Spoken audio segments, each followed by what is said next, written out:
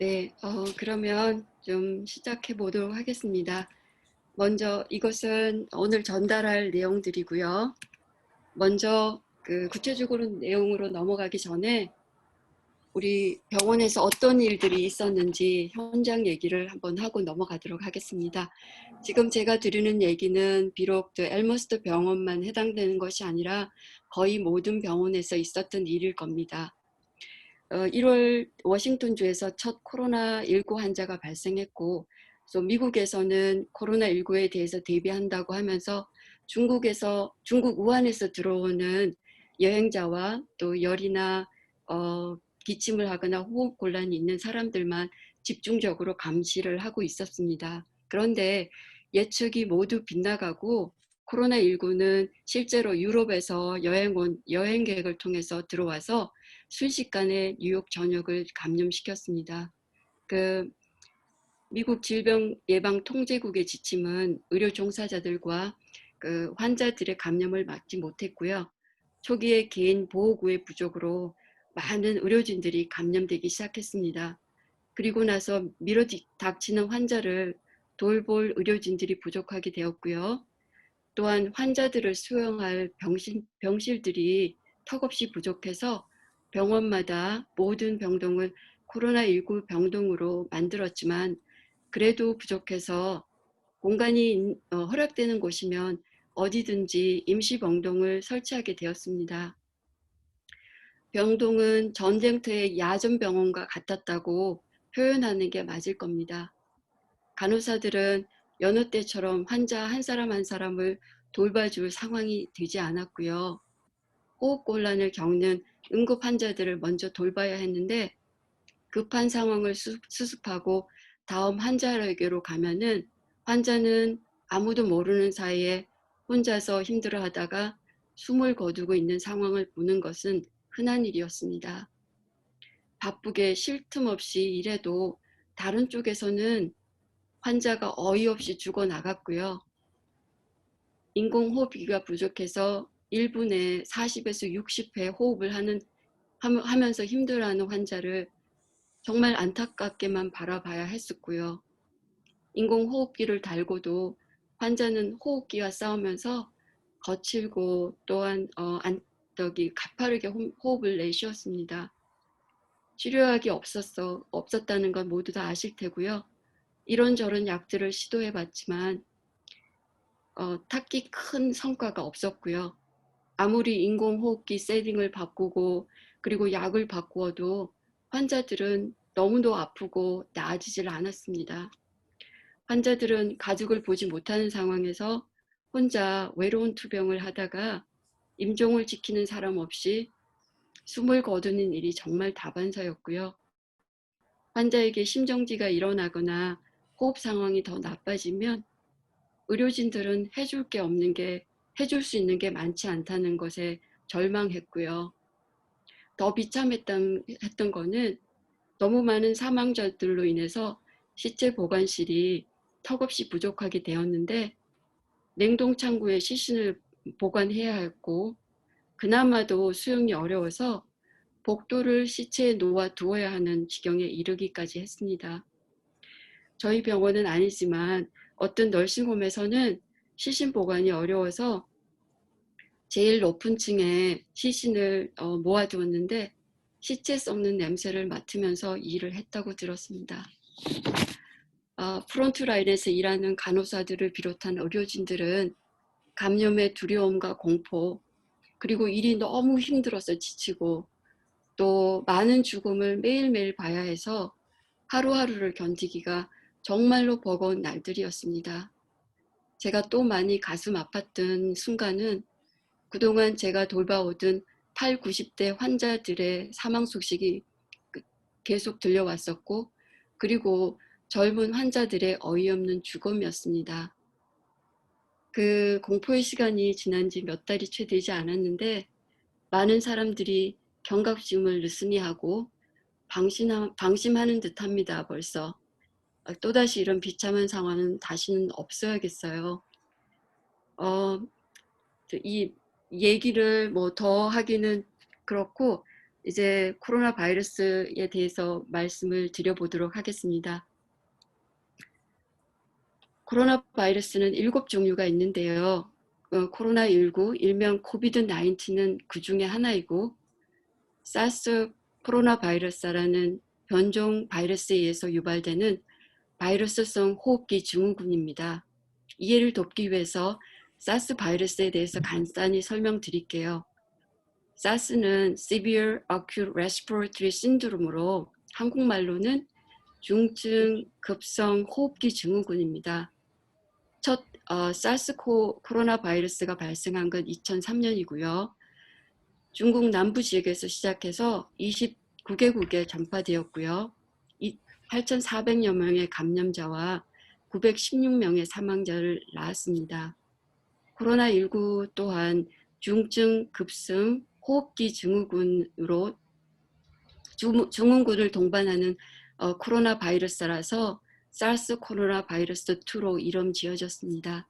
2019년 중국 우한에서 발생해서 어제까지 통계에 의하면 214국에 전파되고 3,600만 명 이상을 감염시켰고요. 100만 명이 넘는 사망자를 낳았습니다. 그러니까 뉴욕시만 해도 약 24만 2천 명 이상이 감염되었고 약 2만 명이 사망했습니다. 코로나 바이러스는 낮은 기온에서 더 활발합니다. 제가 강조하고 싶은 것은 그래프가 보이듯이 기온이 내려가면서 감염자가 다시 증가하고 있는 추세입니다. 코로나19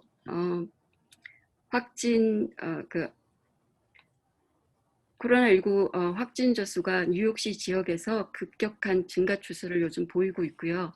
아까 사라 선생님이 말씀하신 것처럼 몇 개 주에서는 아주 많은 증가를 보이고 있습니다.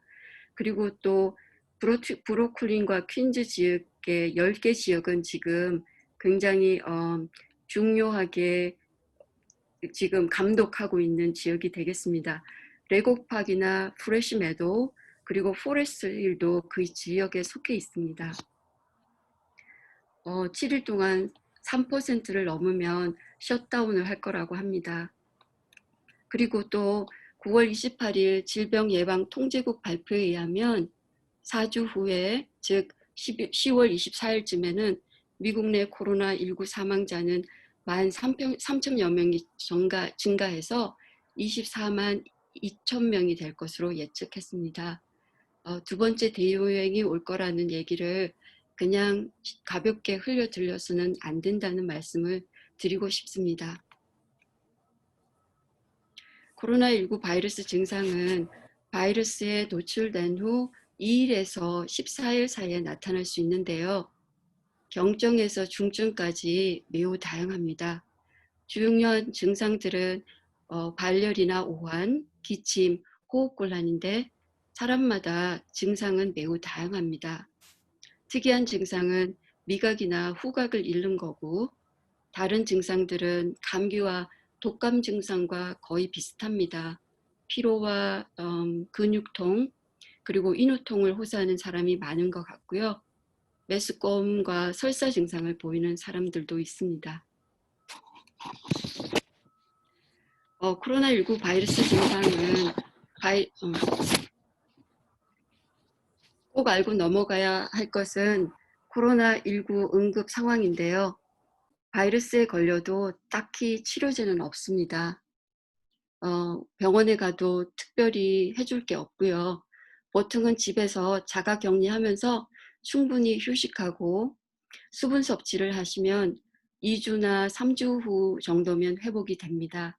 그런데 호흡곤란이나 가슴에 지속적인 통증이나 압박 또는 전에 없던 혼란 증상이 있다거나 입술이나 얼굴이 파래질 경우 지체 말고 911에 전화하거나 응급시설에 연락하셔야 합니다.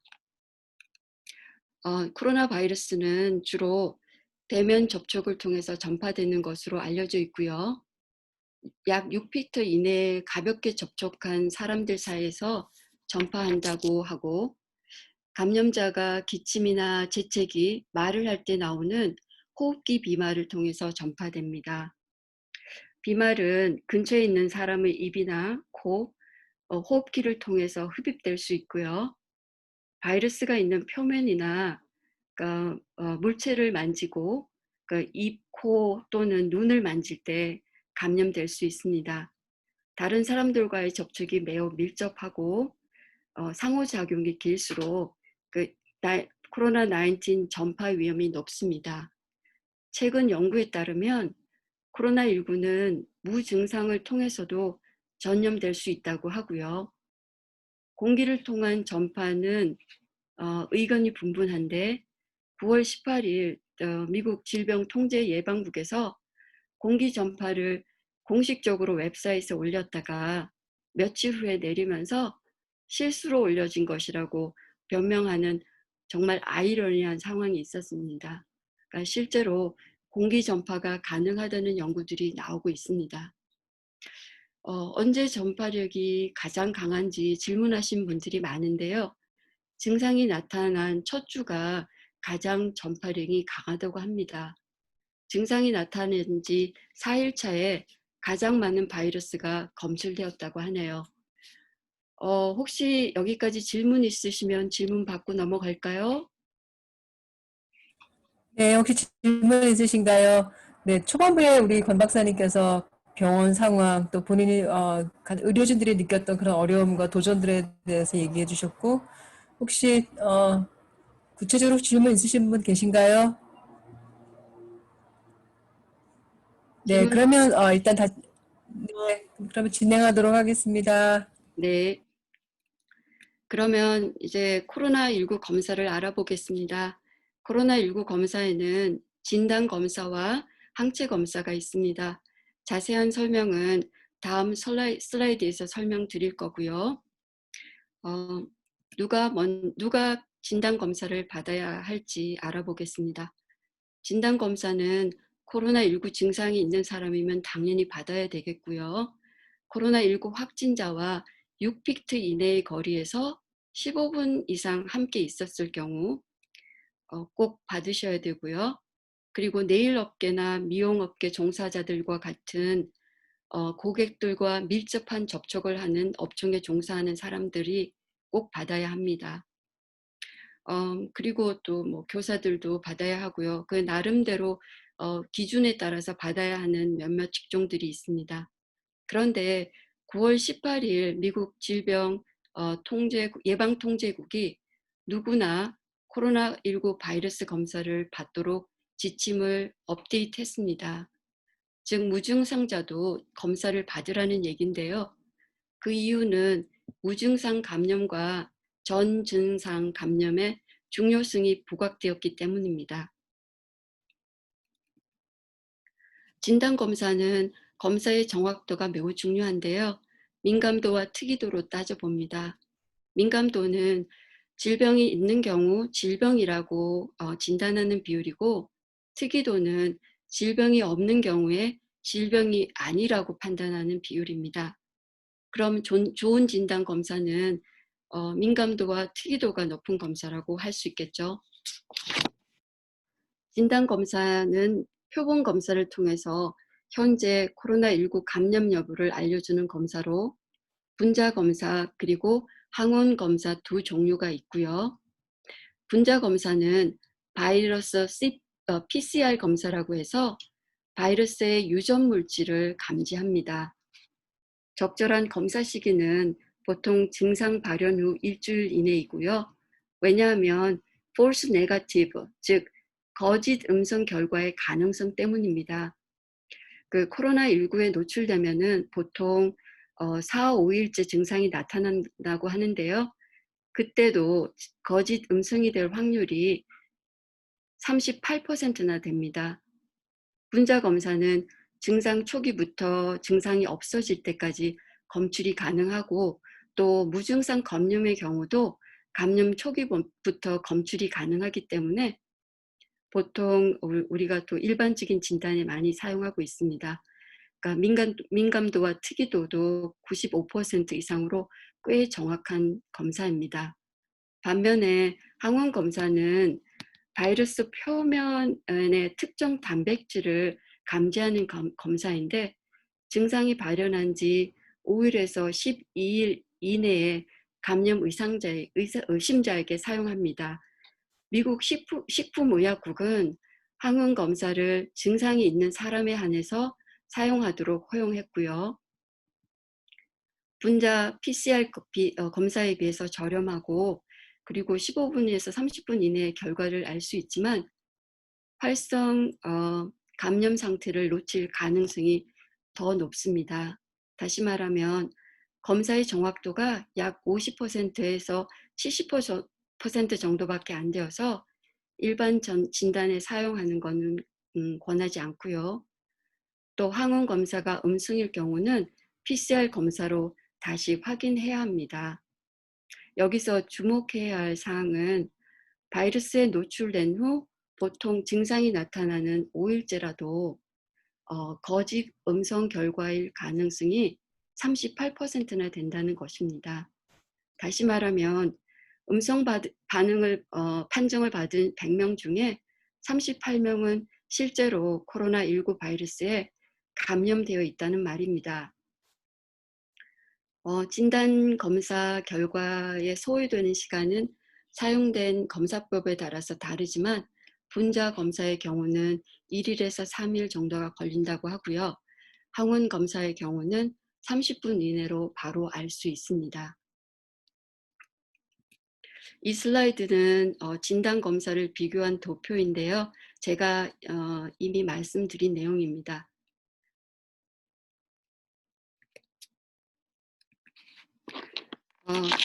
이것은 분자 검사 면봉하고 시약입니다. 그러니까 분자 검사 표본 채취는 주로 비강 전면부나 심부강에서 채취하는데 치맥으로도 검사하기도 합니다. 비강 전면부 채취는 그림에서처럼 코 속에 면봉을 넣고요.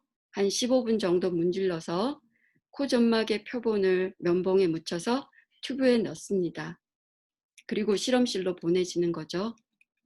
심부 비강 채취는 고개를 젖히고 그리고 면봉을 코 속에 이렇게 평행하게 넣는데 코 속에 그러니까 더 이상 들어가지 않을 때까지 밀어넣고 15초 동안 또 천천히 면봉을 돌리면서 문질른 다음에 그러니까 튜브 속에 넣어서 실험실에 보내집니다. 굉장히 불편하고 힘든 검사입니다. 그 대신 항원 검사 표본 채취는 보통 비강 전면부로 하거나 혈액으로 할 수 있는데 그림에서 보시는 건 손가락에서 소량의 혈액을 검사킷에다가 담고 그리고 시약을 넣으면 한 15분에서 30분 이내에 결과가 나오는데요. 두 줄인 경우는 양성인 거고 한 줄은 음성입니다. 그래서 항원 검사는 정확도가 떨어지기 때문에 분자 검사를 할 수 있다면 권하지 않습니다.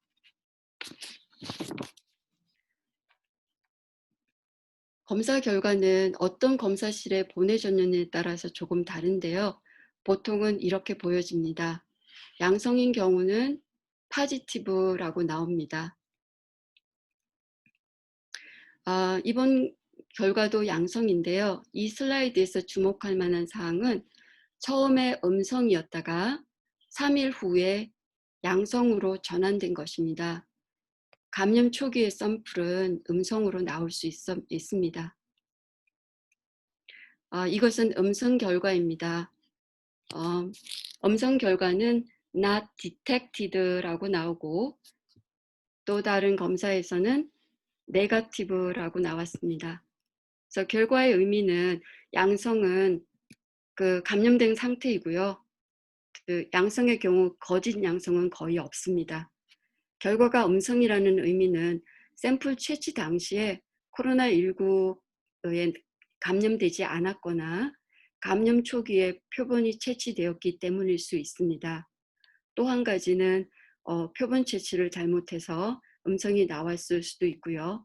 좀 전에 말씀드렸듯이 거짓 음성 결과가 나올 확률이 많게는 40%나 되기 때문에 음성으로 나왔더라도 증상이 있을 경우 코로나19에 감염된 사람이나 감염 의심자와 접촉을 한 경우 아니면 널싱홈이나 쉘터와 같은 군집 주거 환경에서 일하는 사람인 경우 65세 이상 기저질환이 있는 사람 혹은 코로나19 위험군인 사람을 방문하는 경우에 재검사를 받으셔야 합니다. 진단 검사에서 양성이 나왔다면 전파를 막기 위해서 자가 격리하시고 휴식을 취하면서 충분한 수분 공급을 하셔야 합니다. 음성인 경우는 검사 당시 감염이 아닐 가능성이 높지만 추후에 감염이 되지 않을 걸 의미하지는 않고요. 이전 결과에서 보신 것처럼 감염 초기에 검사했다면 나중에 양성이 될 수도 있는 겁니다. 진단 시 고려해야 될 사항들이 있는데 보통 호흡곤란이 있다면은 산소 포화도를 또 확인하고 재봐야 하고요. 폐렴의 가능성이 있는 경우는 흉부 엑스레이나 흉부 CT 등을 촬영해봐야 합니다. 독감이나 인후염은 아닌지 구분해봐야 하고요. 소화기 계통 증상만 있을 경우는 예를 들어 슬사 증상만 있는 경우는 대변 검사를 통해서 다른 문제가 없는지 또 확인할 필요가 있습니다. 질문 받고 넘어갈까요? 네, 혹시 질문 있으신가요? 네, 네, 질문이 하나 있었어요. 읽어볼게요. 안녕, 간호사로 일하고 계신 분이 계신데요. 김지혜님이라고. 코로나 테스트에 대해 질문을 드립니다. 생각보다 많은 주변의 사람들이 내게 신부 비강인가요? 그래서 예, 신부 비강 테스트에 관한 위험성에 대해 논의하는 걸 들었는데요. 혹시 수업 도중에 그 스틱이 그 비강을 뚫고 들어가거나 다치거나 하는 상황이 실제로 있었을까요? 경험해 보신 적 있으신가요? 얘기 들으신 적 있으신가요? 그런 경우는 없었습니다. 네. 제가 들어본 거는 그런 경우는 전혀 없었고요. 조금 불편할 정도지 이렇게 크게 손상을 입히거나 그러지는 않는 것으로 알고 있습니다. 근데 저도 어떤 시니어 분께서 머리가 깨지는 줄 알았다는 얘기를 예, 저도 들어서 그게 예, 굉장히 불편한 거는 사실인데 그렇다고 손상을 입히지는 않습니다. 네. 만약에 손상을 입히는 경우가 진짜 생기면 어떻게 클레임을 해야 돼요? 아니 어떻게 글쎄요, 클레임을 할 정도는 안 될 것 같거든요. 네. 왜냐하면 점막이 손상이 돼도 점막은 또 금방 회복이 되니까, 그러니까 세포가 금방 자라나기 때문에 아, 특별하게 뭐 클레임을 하고 이럴 정도는 안 될 것 같습니다. 네, 네. 알겠어요. 이렇게 질문이 있으시면 여기 첫 박스, 네, 상단 박스에다가 올려주시면 좋을 것 같아요. 네, 그러면 계속 진행하시겠습니다. 네, 그러면 넘어가겠습니다. 이번에는 항체 검사에 대해서 알아보겠습니다. 항체 검사는 과거 감염에 관한 검사고 혈청학적 검사 또는 면역 검사라고도 하는데 혈액을 검사해서 과거에 코로나19를 유발하는 바이러스에 감염된 적이 있음을 보여주는 항체를 찾는 겁니다. 항체는 세균 퇴치에 도움이 되는 바이러스로서 해당 질병에 다시 걸리지 않도록 보호 기능을 제공하거든요. 항체는 증상이 발현된 후 보통 일주일에서 3주 후에 생긴다고 하는데요. 이뮤노글로불린 M, IgM이나 이뮤노글로불린 G, IgG 또는 토럴 안티바디로 검사를 합니다. 어느 검사가 더 낫다고 인정된 건 없고요. 항체 검사는 10여 분 만에 진단을 할 수 있어서 빠르고 또 피 한 방울로도 검사가 가능해 간편합니다. 이미 감염됐지만 자각하지 못하고 있는 무증상 환자나 이미 감염된 후 완치된 환자를 확인할 수 있어서 지역사회에서 얼마나 많은 사람들이 코로나19 바이러스에 감염되었는지 그리고 얼마나 빨리 퍼지는지를 확인할 때 아주 유용한 검사입니다. 즉 역학조회사에서 많이 이용이 되고 있고요. 이뮤노글로불린 M은 면역 반응 초기에 가장 먼저 만들어지는 항체로 증상 발현 후 1주 정도면 75% 정도의 3주 정도면 75% 정도의 항체가 만들어진다고 하고요. 그리고 이뮤노글로불린 G는 해당 병원체에 직접 작용해서 면역 작용을 일으키는 항체로 4주 후에 걸쳐서 형성된다고 합니다. 그래서 항체 검사는 증상이 있은 후 최소한 3, 4주 후에 검사하기를 권합니다.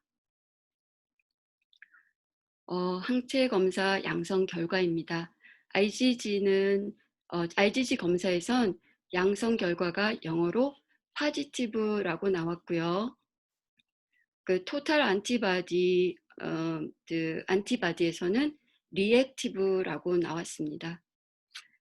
의미는 코로나19 바이러스 감염으로 항체가 생겼을 가능성을 나타내고요. 바이러스에 다시 감염되는 것을 방지할 수 있습니다. 그러나 항체가 생겼더라도 그 보호 기능이 얼마나 효과적이고 어느 정도 지속적인지는 정확히 알 수가 없습니다. 다만 최근 연구들에 의하면 항체는 2, 3개월 후에 몸에서 사라진다고 알려지고 있습니다. 결과에서 여기서 보여주는 숫자는 항체 양으로 그 숫자가 높을수록 많은 항체를 가지고 있다고 볼 수 있습니다. 그 전 슬라이드에서는 아주 5.53밖에 안 됐고요. 그 다음에 여기서는 62.18로 조금 더 높은 숫자가 나왔습니다. 그리고 그 플라즈마, 그러니까는 항체를 플라즈마를 도네이션하는 그런 게 있는데 보통 그 검사마다 기준이 있습니다. 그러니까 플라즈마를 도네이션 할 수 있는지 없는지에 관한 그 기준은 다 그 검사마다 다릅니다.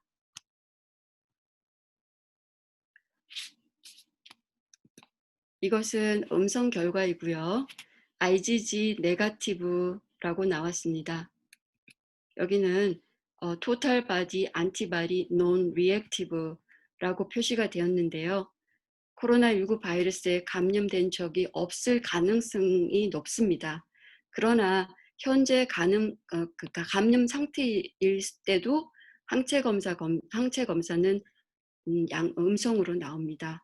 왜냐하면 좀 전에 말씀드렸듯이 항체가 형성되려면 보통 감염 후에 1주에서 3주 정도 걸리기 때문에 검사 결과가 음성일 수 있습니다. 최근에 바이러스에 노출되었다면 그 감염 가능성이 여전히 있고요. 이는 바이러스를 전파할 수 있다는 의미입니다. 어떤 사람은 항체 형성에 시간이 더 오래 걸릴 수도 있고요. 또 어떤 사람은 감염되어도 항체가 형성되지 않을 수도 있습니다. 이거는 제가 다 말씀을 드린 거고요. 코로나19 고위험군에 관해서 알아보겠습니다. 그러니까 누구나 코로나 바이러스에 노출되면 그 코로나19에 걸릴 위험이 있는데요. 어떤 사람들은 다른 사람들보다 중증 환자가 될 가능성이 높습니다. 그리고 입원이나 집중 치료가 필요하거나 호흡을 돕기 위한 인공호흡이 필요할 수도 있고 심지어는 죽을 수도 있습니다. 그 사람들이 바로 연세 많으신 어르신들과 특정 기저질환이 있는 사람들입니다. 통계로 보여주는 도표가 조금 복잡해 보이지만 내용은 간단합니다.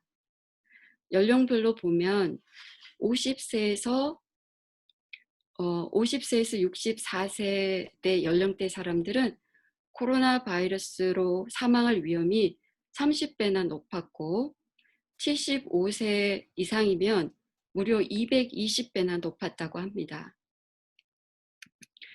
이 도표는 연령대에 따라 병원 입원 상황인데요. 빨간 줄인 65세 이상은 확연히 높은 병원 입원율을 보였습니다.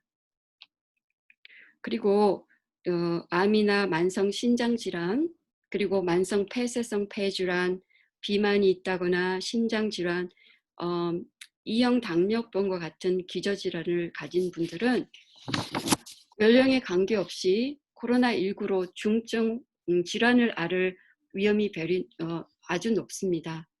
표시에서 보시다시피 비만이나 당뇨가 있으면 코로나19 바이러스로 입원한 경우가 3배나 높았고 3가지 이상 기저질환이 있으면 5배나 증가된 것을 볼 수 있습니다. 바이러스 전파와 감염 위험을 높이는 요소들은 사람들이 밀집한 장소에 간다거나 밀접한 신체 접촉을 하고 있다거나 그리고 뭐 폐쇄된 공간에 또 오랜 시간 노출을 할 경우는 그러니까 감염 위험이 높다고 합니다. 그래서 코로나19에 걸릴 위험을 줄이기 위해서는 항상 마스크 쓰셔야 되겠고요. 손 잘 씻으시고 그리고 사회적 거리 두기 하시고 철저한 청소와 소독을 하셔야 하겠습니다. 코로나19 후유증에 대한 연구가 추진되고 있습니다. 박사님, 그 후유증 넘어가기 전에 잠깐 질문이 주셔서 쉬어 넘어갈게요. 네, 그러세요. 네, 그 마스크에 대한 아까 좀 전에 마스크 얘기하셨기 때문에 그런데 마침 마스크 질문이 왔어요. 보통 면 마스크 있잖아요. 흰 마스크랑 일회용 덴탈 마스크를 쓰고 다니시는 분들이 많은데요.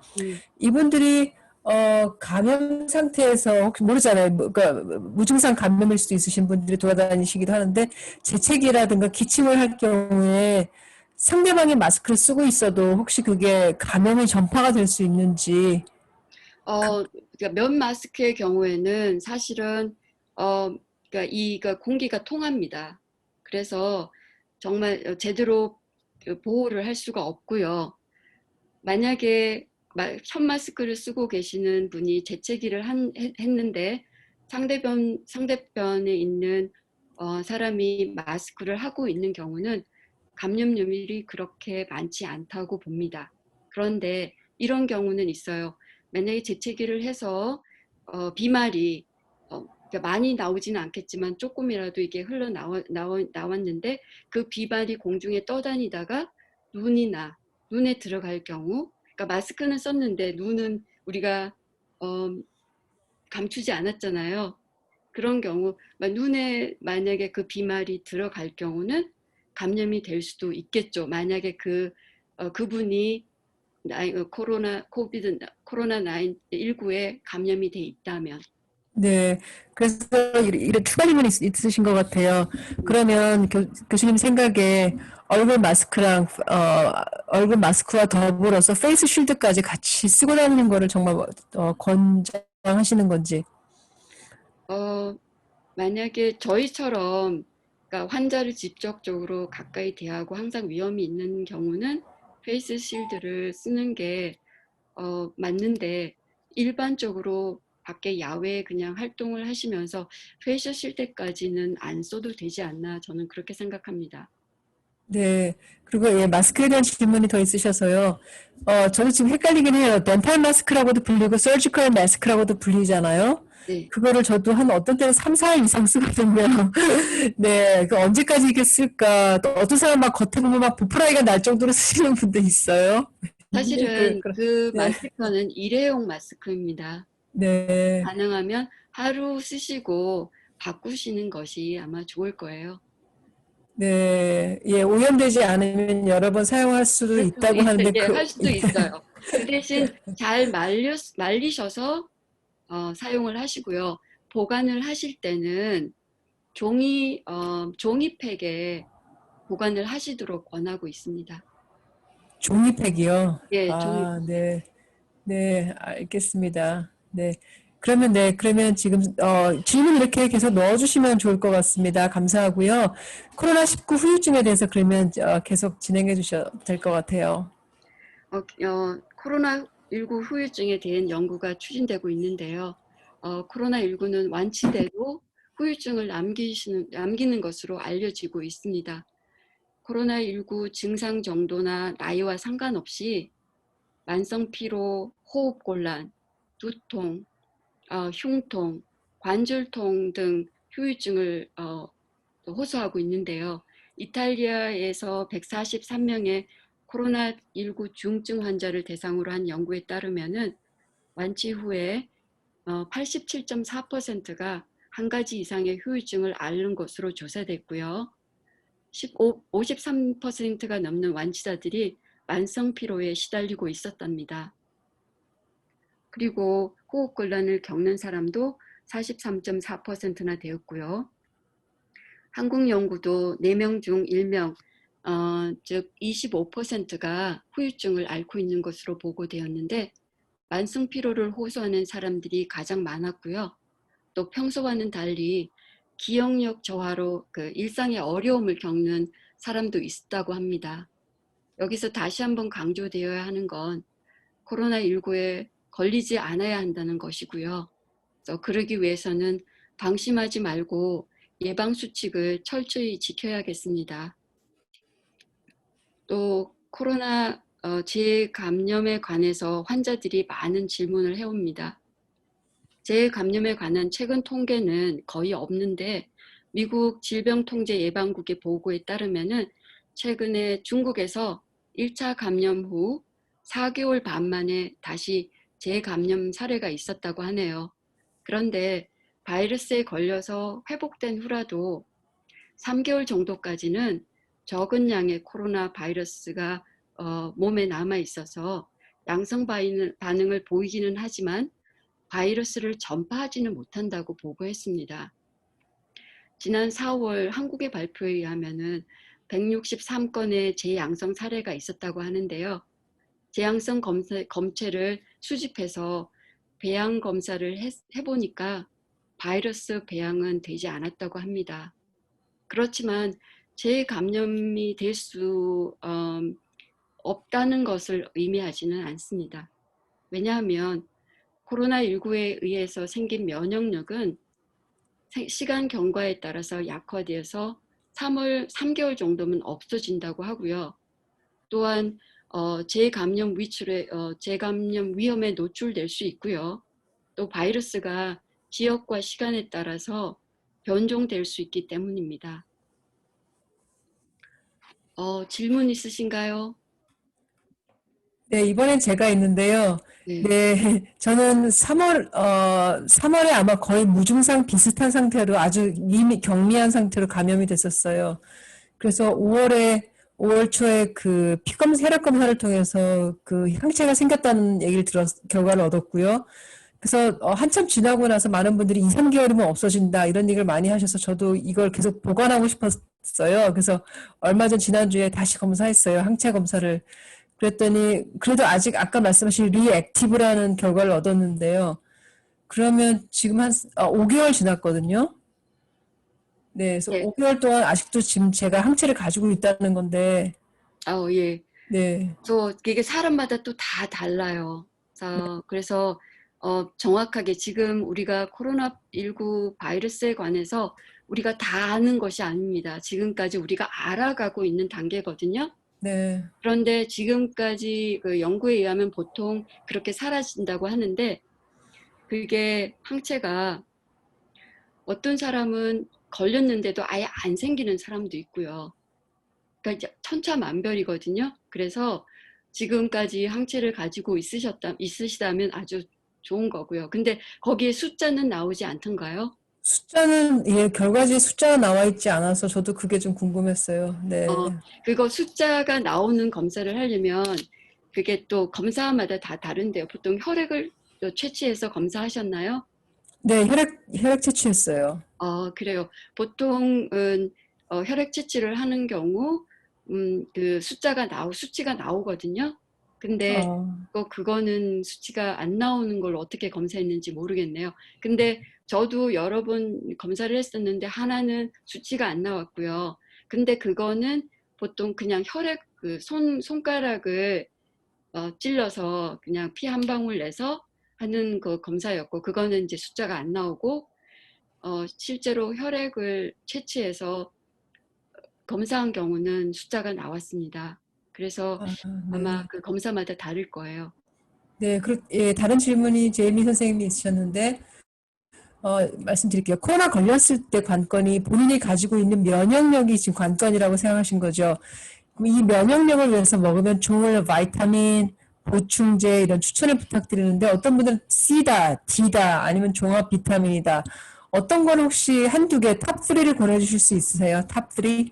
오케이. 그거는 지금 나중에 제가 마지막에 또 말씀드리려고 하고 있는데, 네, 바이타민 C, D, 징크, 그래서 한국말로는 아연이라고 하죠. 이 세 네. 가지가 코로나 바이러스 예방에 도움이 된다고 하는 얘기들이 많습니다. 네, 그리고 또 다른 질문 하나 있고요. 예, 그 후유증에 관한 거였어요. 아까 말씀하셨듯이 네, 후유증은 완전 회복이 가능한가요? 아니면 영구 장애로 남을 가능성도 있는지 혹시 연구 결과를 그거는, 읽어보신 음, 적 있는지? 그거는 아직 모릅니다. 지금까지는 이런 그 후유증을 호소하는 사람들이 있다라고 연구가 나오고 있지만 그 증상이 나중에 아예 없어질 건지 아니면 계속 지속적으로 남아 있을 건지 그거는 아직 모릅니다. 네, 저도 코로나19를 심하게 알았는데요. 네. 그래서 사실은 저도 만성 피로에 시달리고 있습니다. 그리고 아, 요즘 관절통이 굉장히 심해졌어요. 그래서 그게 관절통이 심해진 게 뭐 또 다른 이유 때문인지 아니면 코로나19 때문인지는 모르겠지만 아무튼 예전에 비해서 너무 쉽게 피로를 느끼고 그리고 또 관절통도 심해지고요. 가끔 조금만 이렇게 좀 빨리 걸어도 숨이 차는 경우가 많습니다. 저는 폐렴까지 앓았었기 때문에 그래서 아마 아직 그 여파가 있지 않나라고 생각이 드는데, 그러니까 그러니까 호흡곤란 정도는 아니지만, 그러니까 숨 차는 거를 쉽게 느끼고 있어요. 근데 이게 언제 없어질지는 저도 잘 모르겠습니다. 네, 알겠습니다. 그럼 다음 주제로 넘어가시겠어요? 네, 네, 그럴까요? 네.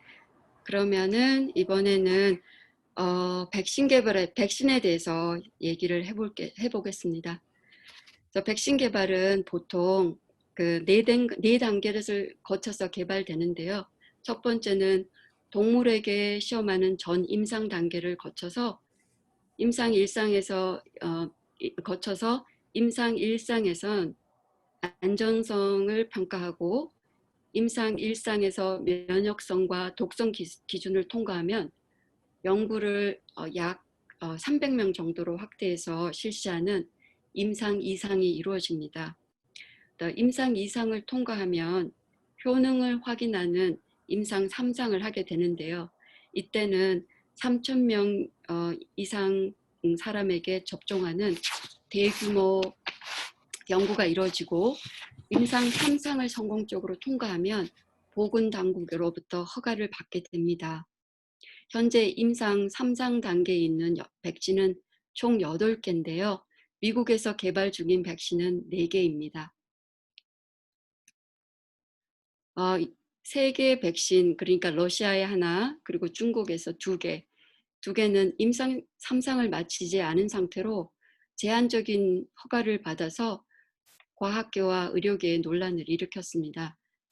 실제로 중국에서 지금 개발된 백신은 사용되고 있는 걸로 알고 있고요. 러시아에서 개발된 백신도 그 지난번에 뉴스가 크게 났었죠.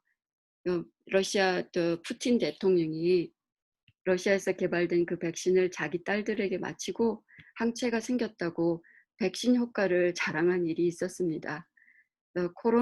미국에서는 진척이 가장 빠른 백신 개발이 모더나에서 나오고 있는 백신이라고 하는데요. 빠르면 올해 안으로 보급이 될 거라고 기대는 하고 있지만 실제로 언제 보급이 될지 모르겠습니다. 하나의 백신이 개발되려면 보통 몇 년이 걸립니다. 그런데 코로나19 백신은 너무 급하게 만들어지고 있어서 백신이 나오더라도 백신을 맞을지에 대해서는 한번 신중히 생각해 봐야 할 것 같습니다. 코로나19 바이러스로 인해서 더욱 중요해진 예방 접종들이 있습니다. 그거는 독감이나 폐렴 그리고 백일해인데요. 코로나19와 함께 걸리면 생명이 위태로울 수 있기 때문입니다. 여기 도표에서 보여주듯이 코로나19 감염의 사망률은 보통 27% 정도라고 하는데, 독감과 코로나19에 동시에 감염된 경우는 사망률이 43%로 증가한답니다. 아직 독감 접종을 하지 않으신 분이 계시다면 꼭 독감 접종을 하시기를 권유드립니다. 독감은 백신을 맞은 지 2주 정도가 지나야지 효과가 나타나기 시작합니다. 폐렴 백신은 일반적으로 당뇨나 천식과 같은 기저질환이 있거나 65세 이상에게 보통 주고 있는데요. 백일에는 우핑코프라고 해가지고 이름 100일 동안 기침을 한다고 해서 이름이 지어졌습니다. 보통 백일에는, 그러니까 펄투시스라고 하는데요, 영어로는 Tdeb이라고 그래서 테타누스, 디프테리아 앤 펄투시스 같이 들어있는 Tdeb이라는 백신이 있습니다. 주로 저희는 이 Tdeb 백신을 64세까지 10년에 한 번 주는 걸로 되어 있습니다. 예방 접종에 관해서는 주치의를 보시고 제대로 예방 접종이 되어 있는지 꼭 확인하시기를 부탁드립니다. 이제 예방 수칙과 대비에 대해서 알아보겠습니다. 그러니까 세계적으로 겪고 있는 그런 유행병이 금방 사라지지 않을 거고, 또다시 이번 가을 겨울에 두 번째 대유행이 올 거라고 다들 얘기를 하고 있습니다. 코로나19에 걸리지 말아야 하는 이유는 제가 충분히 설명드린 것 같고요. 첫째도 예방, 둘째도 예방, 셋째도 예방이라고 강조드립니다. 그러기 위해서는 마스크를 꼭 쓰셔야겠고요. 손 잘 씻으시고, 손을 씻으실 때는 비누하고 물로 보통 20초 이상은 잘 문질러서 씻으셔야 한다고 합니다. 그리고 알코올 세정제를 사용하셔도 되는데, 손이 이제 더러운 경우는 반드시 물과 비누로 씻으셔야 제대로 예방이 될 거고요. 사람들이 많이 모인 곳, 특히 그러니까 실내 모임은 가능하면 피하시면 좋겠습니다. 또 가능하시면 친구와 친지들은 실외에서 만나시도록 하고요. 사회적 거리 두기는 꼭 하십시오. 증상이 의심되는 경우 코로나19 검사를 증상이 시작된 일주일 이내에 꼭 받으시도록 하시고요. 건강검진 무리지 마시고 주치의와 상의하셔서 예방접종은 미리미리 하셔야 합니다. 자꾸 강조하게 되는데요. 독감 예방접종은 꼭 하시라고 다시 한번 권유드립니다. 전 코로나19에도 걸려봤고요. 독감에도 걸려봤는데 두 가지 감염이 함께 오면 저는 살아남지 못할 것 같더라고요. 그리고 코로나19로 인해서 또 불안이나 초조, 우울증이 많이 증가했다는 연구들이 많고요. 실제로 그런 환자들을 많이 보고 있습니다. 디프레션 클리닉을 제가 일주일에 한 번씩 보는데 환자들이 굉장히 많이 증가하고 있고, 그리고 항우울증을 먹는 사람도 굉장히 많아졌습니다. 정신적으로 힘든 분이 계시면 방치하시면 안 됩니다. 정신적인 문제는 드러내길 꺼려하는 게 한국 사람들의 사고방식인데요. 사실은 이 정신적인 문제도 몸이 아픈 것과 똑같이 다를 게 없습니다. 그러니까 본인이 혹시 초조나 불안이 있다거나 또 우울증이 있으시거나 그러면 반드시 적극적으로 대응하셔야 합니다. 그리고 요즘 보면 무료 상담으로 프로그램이 많이 제공되고 있으니까 어렵지 않게 찾으실 수 있을 거예요. 그리고 또 정말 지켜야 되는 것들은 금연하시고요. 절주하셔야 합니다. 건강한 음식 섭취와 운동으로 면역력을 향상시켜야겠고요. 바이타민 C, D, 징크 같은 코로나19 예방에 도움이 된다고 하는 보조제들을 섭취하시는 것도 괜찮을 것 같고요. 그런데 보조제에만 의존하지 마시고 식품을 통해서 섭취하시면 더욱 좋을 것 같습니다. 그리고 요즘 구글이나 애플에서 접촉차 추적 앱을 만들었는데 이용해 보셔도 좋을 것 같습니다. 이거는 정신과 상담 정보고요. NYC 웰에 전화하시면 보통 인터프리터 그러니까 통역을 이용해서 상담을 해드립니다. 그리고 에스더하 재단에서 헬프라인으로 코로나19 심리 상담도 해드리고 있습니다. 그리고 혹시 보험이 없거나 마땅한 코로나 바이러스 검사 장소를 찾지 못해서 검사를 못하고 계시다면 엘머스터 병원으로 오시면 됩니다. 진단 검사 장소는 보통 D 빌딩 1층에 있고요. 안티바디 검사와 그다음에 진단 검사도 함께 해드립니다. 시간은 월요일에서 토요일까지는 8시에서 4시까지 하고요. 일요일도 여는데 8시에서 12시까지입니다. 그리고 항체 검사는 같은 빌딩이에요. 근데 방 번호가 다릅니다.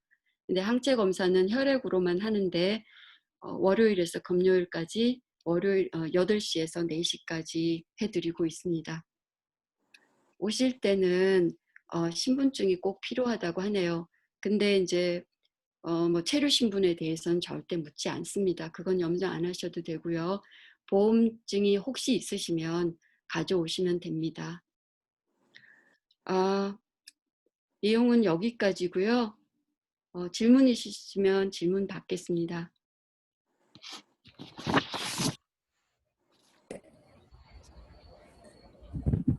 예, 하집사님. 네.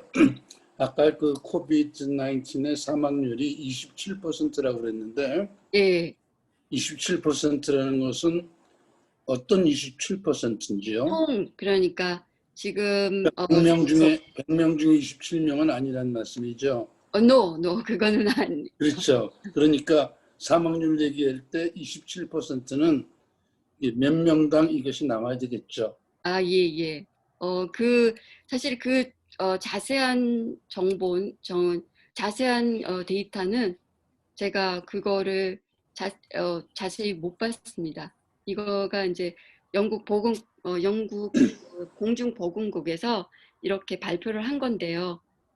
그 자세한 것에 대해서는 저도 정보를 못 봤습니다. 네, 대개는 그 10만 명당 몇 명 이런 식으로 하지 이렇게 27%로 하는 네, 건 잘 맞아요. 모르겠는데 그렇죠? 예, 그거는 제가 자세한 정보를 좀 드렸어야 되는데 네, 그걸 고맙습니다. 빠졌네요. 네.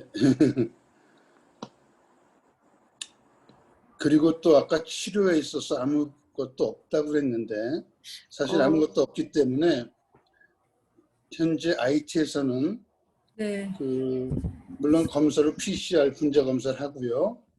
저희도 항체 검사를 합니다만은 항체 검사는 정확도가 아무래도 Rapid Antigen Test.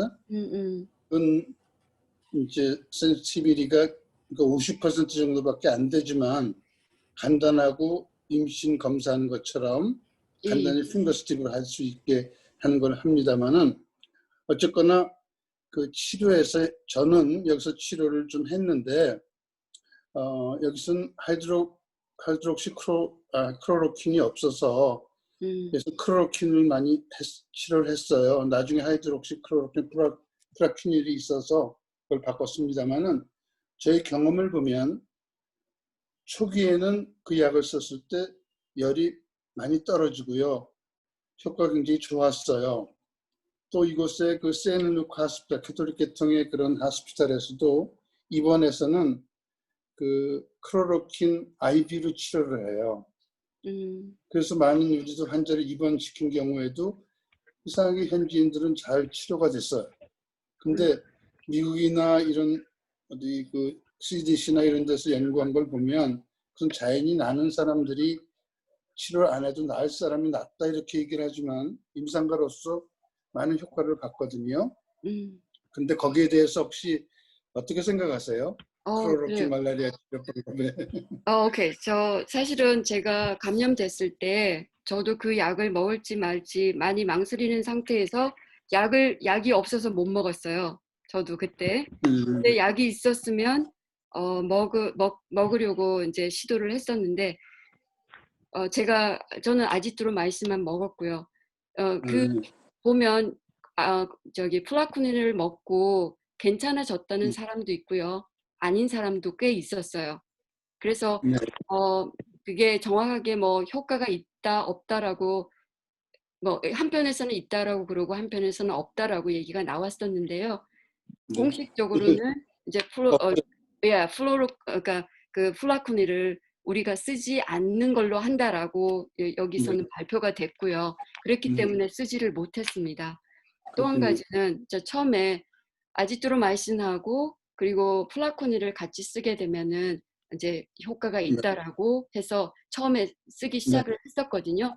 그런데 그 다음에 네, 이 두 약은 QT 레벨을 둘 다 올리는 약이기 때문에 이거 먹고 나서 나중에 심장 문제가 더 나빠져서 그 위험에 처한 환자들도 꽤 있었어요, 병원에서. 네, 그래가지고 이제 문제가 있었고 그래서 가능하면 그 약을 쓰지 않는 걸로 돼 있었고요.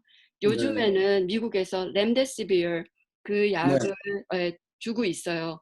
이제 네, 뭐 공식적으로 그게 뭐 치료약이 아니지만 우리가 그 약을 썼을 때 렘데시비어하고 덱사메타존 그러니까 네, 스테로이드를 같이 쓰게 되면 그러면은 사망률도 줄이고 회복되는데 아주 중증 환자인 경우 회복되는데 도움이 많이 된다고 해가지고 지금 또 도널드 트럼프 대통령도 렘데시비어하고 덱사메타존을 지금 받았어요.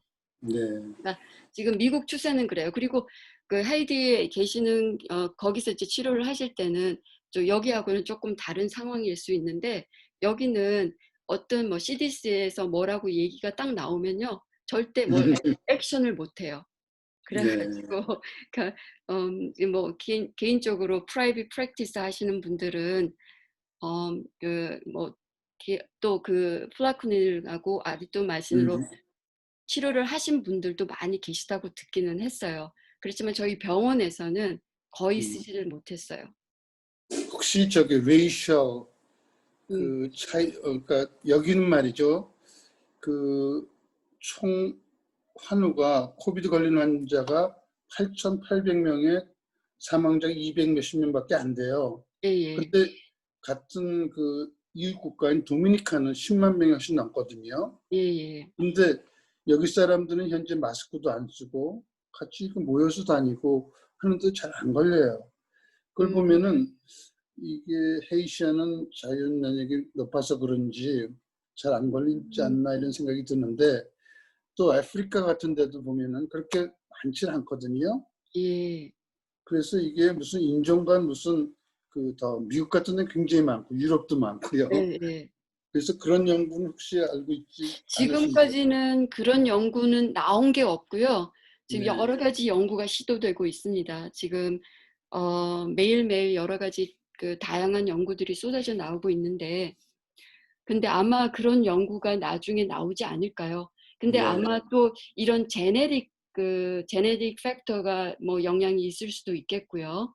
네. 아니면은 거기 그 환경 속에 뭔가 아주 특별한 어떤 다른 게 코비드 19 감염을 감염이 되지 않게끔 뭐 저지하는 그런 게 있을 수도 있겠고요. 지금 아무도 그런 거는 정확하게 모르죠. 지금 코로나 19는 알아가고 있는 단계이기 때문에 그렇죠. 예, 그다음에 너무 모르는 게 많습니다. 네, 증상에 따라서 서브타입으로 영국에서는 이렇게 6그룹으로 나눈 걸로 알고 있는데 되게 이제 나중에 서브타입 6 정도 되면 후각 장애가 좀 많고 예, 다른 증상들이 오히려 설사라든가 GI 계통도 많고 한데 이것이 돌연변이로 인해서 여러 가지 그 각 나라에서 생기는 오리지널은 G그룹인가요?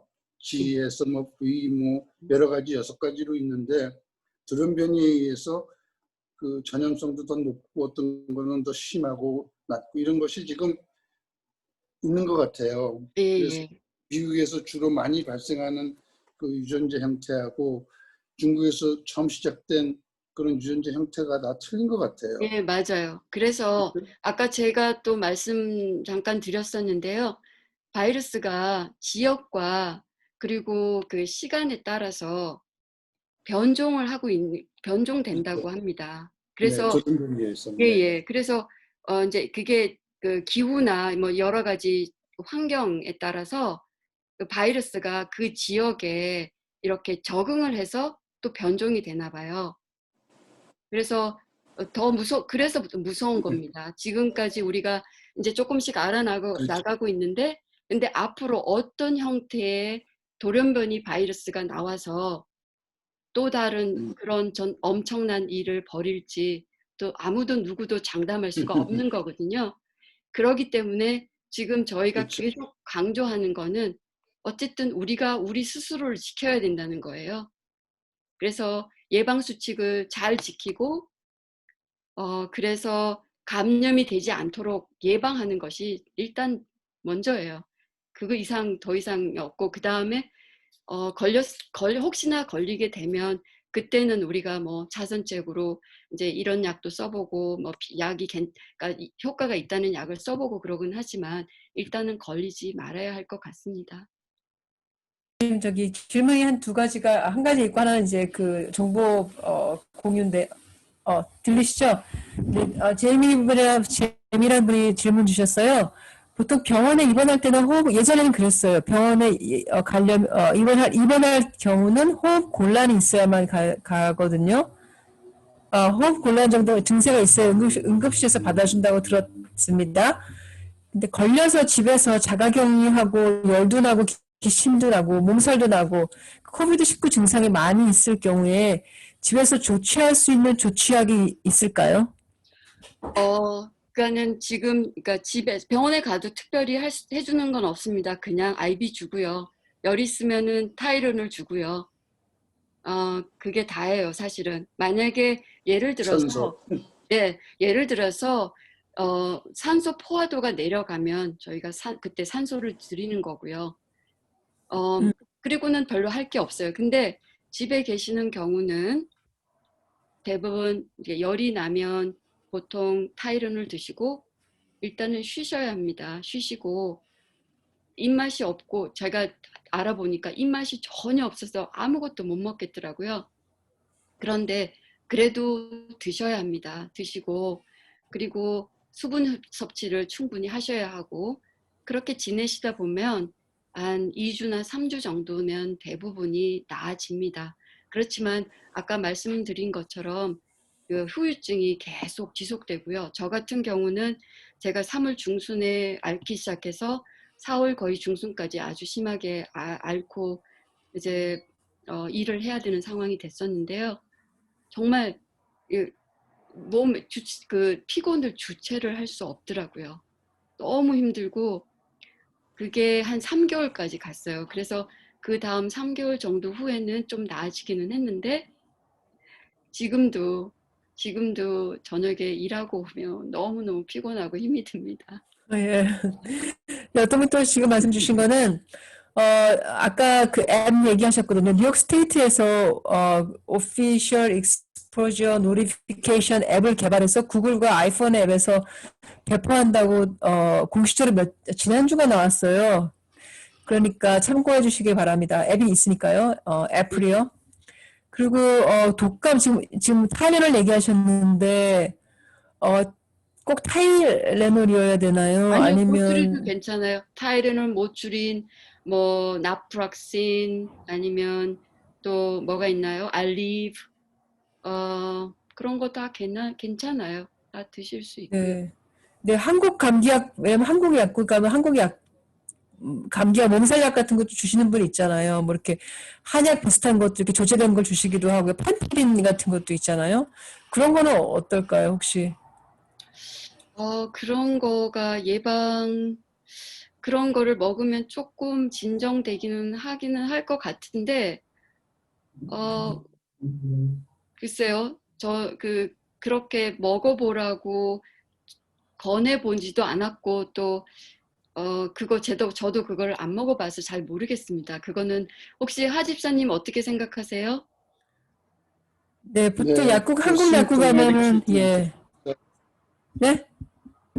대증요법이라고 그래서 증상을 네. 치료하죠. 열이 나면 해열 주고, 위장장애에서 위장약을 주는 것이고, 설사가 있으면 기사제를 주는 것이고, 기침을 하면 기침약을 주는 것이고, 환자의 증상에 따라서 거기 증상을 완화하는 치료를 여기서 합니다.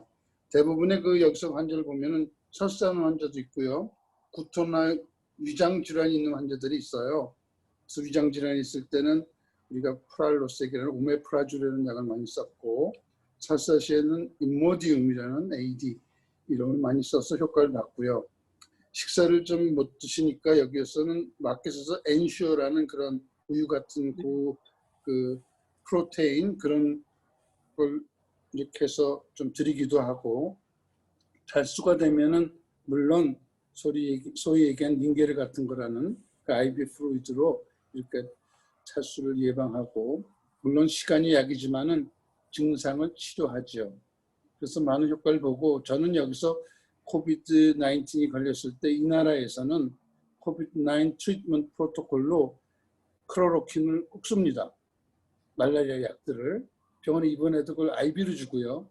여기 프로토콜이 이 나라의 CDC는 CDC는 아닌 이 나라 그 MSPP라는 곳은 그렇게 가이드라인을 주고 있어요. 그리고 실제적으로 제 경험도 많은 분이 효과를 봤지만 80세 된 기저질환의 백인 한 분은 3일 만에 돌아가셨어요. 그분은 폐의 폐렴과 폐 섬유증, 엑스레이를 찍어보니까 폐 섬유증이 pulmonary fibrosis라고 해서 그것 때문에 결국 돌아가시게 된 케이스가 한 명 있었습니다. 네. 네, 권 박사님, 지금 참 기억나는 감사합니다. 거는, 증상을 네, 필요합니다. 감사합니다. 권 박사님, 3월에 지금 기억나는 거는 3월 중순, 이렇게, 쉘터 인 플레이스, 포즈가 한참 이렇게 얘기가 되고 막 두려움이 있었을 때 그런 얘기 많이 들었어요. 어느 날 뭐 우리 한일 할머니가 어느 길거리 가다가 확 쓰러지셨는데 나중에 봤더니 뭐 폐가 뭐 다 하얗게 됐다더라. 이런 그 소문들이 많이 있었어요.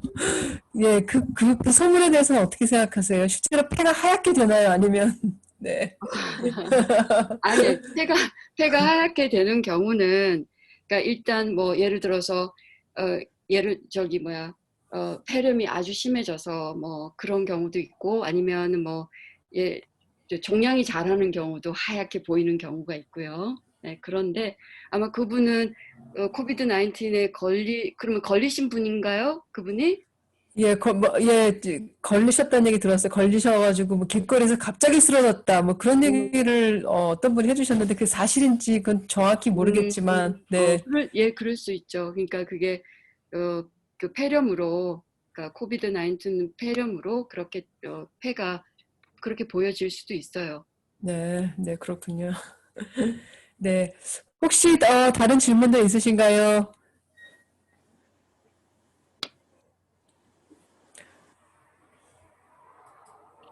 네, 뉴욕시 병원 공단에서는 일주일에 한 번씩 그 이동식 차량을 이용해서 모바일 테스팅 장소가 매주마다 바뀌는, 그런 행사를 하고 있어요. 이번 주 다르고 다음 주가 또 다르고요. 예, 그리고 여러분들이 뭐 가시기 좋은 장소에, 근데 실은 요즘에는 아까 제가 말씀드린 그 11367 집코드요. 11367 집코드 11415 집코드 11691에 좀 포커스해서 그쪽에다가 거기가 좀 그쪽 지역에다가 지금 모바일 테스팅을 많이 지금 제공하고 있는 중이에요. 그래서 그쪽 지역에 가시면은 모바일 테스팅 사이트에서 여러분들의 그 포토 아이디를 가져가시면 언제든지 10시부터 4시까지 점심시간 빼고요. 점심시간 1시에서 2시까지예요. 그 시간 빼고 언제든지 검사를 받으실 수 있으세요. 네. 그러니까 검사를 안 받으시고 여태까지 한 번도 안 받으셨다고 하면은 꼭 받아주셨으면 좋겠습니다. 네, 그리고 저희 KCS는 여러 가지로 그런 그 개몽 홍보 활동을 진행 중이에요. 그래서 저희 팀 한 6명, 7명이 매일 이 모바일 테스팅 이동식 검사 차량 주변에서 저희가 그 플라이어를 나눠드리면서 검사를 하실 수 있도록 저희가 유도를 해드리고 있어요. 네. 그리고 혹시 질문이 있으시면 네, 예, 그 모바일 테스팅 검사는 무료가 맞는데 무제한인 거는 잘 모르겠어요. 무제한 증상이 있으면 네, 권 박사는 무제한에 대한 얘기를 해주실 수 있으실까요? 무제한에 대한 생각이요. 그러니까는 아니 검사를 무제한으로 한다고요? 네, 아니면 예, 오늘 하고 다음 달에 또 한 번 하고 예를 들어서 2주 후에 하고 3주 후에 하고 일주일 간격으로 아니면 한 달 간격으로요? 저기 진단 검사 네, 말씀이신 네, 네. PCR이든 뭐 레피드든. 예, 보통 그러니까 재검사를 해야 되는 경우는 예를 들어서 오늘 이제 검사를 하고 그게 무증상으로 나왔다고 그러면 의심되는 경우는 바로 다시 해볼 수 있는데요. 우리가 예를 들어서 이제 직장에 필요해서 아까 말씀드린 것처럼 미용에 관련해서 미용 관련 직종에 일하는 사람은 뭐 한 달에 한 번 아니면 뭐 두 달에 한 번씩 이렇게 네거티브 음성 판정 결과를 제출해야 되는 뭐 그런 게 있거든요. 그러니까 그거는 다 레귤레이션이 다 달라요. 그러니까 그거에 따라서 해야 되는 거고요. 제가 구체적으로 그런 세세한 거는 잘 모르겠습니다. 그렇지만 그 CDC에서나 아니면은 그 어떤 그 단체에서 우리 같은 경우는 HNH 그 레귤레이션이 있으니까 거기에 따라서 이제 하는 거거든요. 네, 확실히 그 이동식 검사 장소라던가 아니면 H 플러스 H 지금 말씀하신 뉴욕 시립병원 소속 병원들한테는 무조건 무료예요. 예, 네, 무조건 무료에 네, 예, 되겠어요. 예, 네. 네, 그러면 이렇게 오늘 강의를 많은 시간을 이렇게 피곤하신데 아까 피곤하시다 그랬는데 이렇게 1시간 반 가까이 이렇게 좋은 강의를 위해서 많이 준비해 주셔가지고요. 제가 너무나 유익한 시간이 되었어요. 또 더더구나 오늘은 IT에서 우리 그 한명진 우리 내과 전문의께서 또 조언해 주셔서 또 이렇게 추가로 정보들을 많이 전해 주셨고 또 IT가 어떤 상황인지도 가끔 지금 말씀하신 걸 추측할 수 있을 것 같아요. 우리 하 교수님, 하 전문의 하 선생님께서 계셔가지고 IT가 건강한 거 아닌가 싶을 정도인데요. 반갑습니다. 수고하셨습니다. 네. 네, 우리 권 박사님 너무 유익한 강의 감사드리고요. 다음에 또 기회가 있으면 저희가 모셔보도록 하겠습니다. 네, 감사합니다. 네, 여러분.